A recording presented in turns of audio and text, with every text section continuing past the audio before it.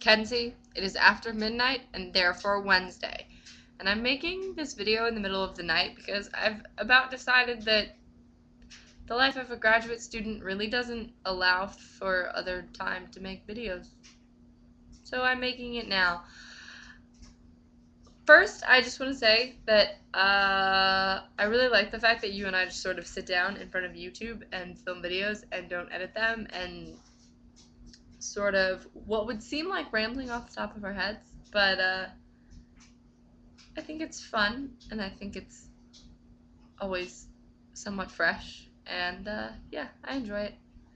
That's basically my excuse for why we shouldn't edit videos, and I really don't think you're going to complain to that one.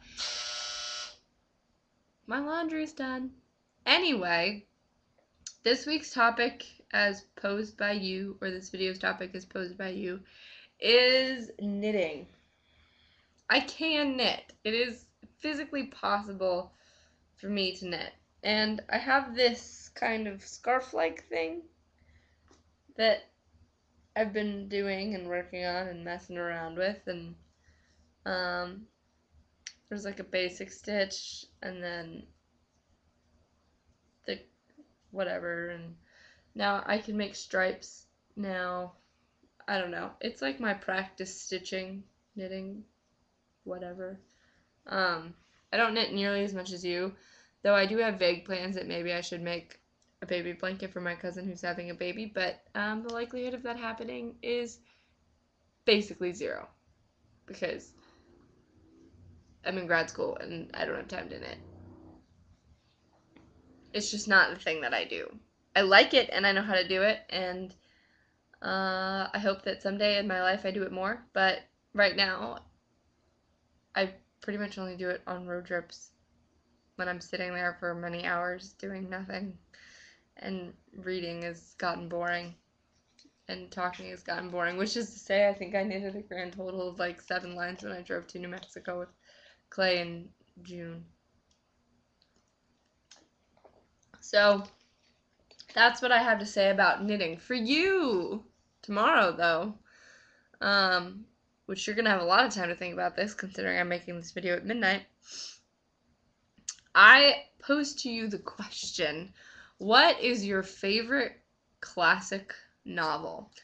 I've been thinking about this for the last couple days because this weekend I was under the weather. I kind of am getting over this head cold thing, but I had a fever on Sunday, so how that came into play I really don't know, because otherwise, apart from the weird like 6-hour fever I had, everything is like head cold symptoms, and I can't actually tell if I still sound funny or if everything sounds funny because my whole head is clogged right now. But I was under the weather, and when I'm under the weather, I have this habit of watching film adaptations of classic novels because that's just what I really like to do when I'm sick or feeling under the weather. I wasn't really sick, I was kind of just ill. But anyway, so this week I went to Half Price Books, and the BBC A&E version of Pride and Prejudice with Colin Firth and Jennifer, I say L, it's E-H-L-E, and she's British, and I have no idea how to say her last name, but my head just says L. It takes out the H and the E, apparently. And it was only $10, so I finally bought it because it's been $30 for a long time. And I came home and I watched it in 2 days, and then at night before I would go to bed, I picked up the novel again, and I started reading it, and I'm on chapter 9, and it's what I read now before I go to bed to decompress and sort of get out of graduate school for about 30 minutes a day.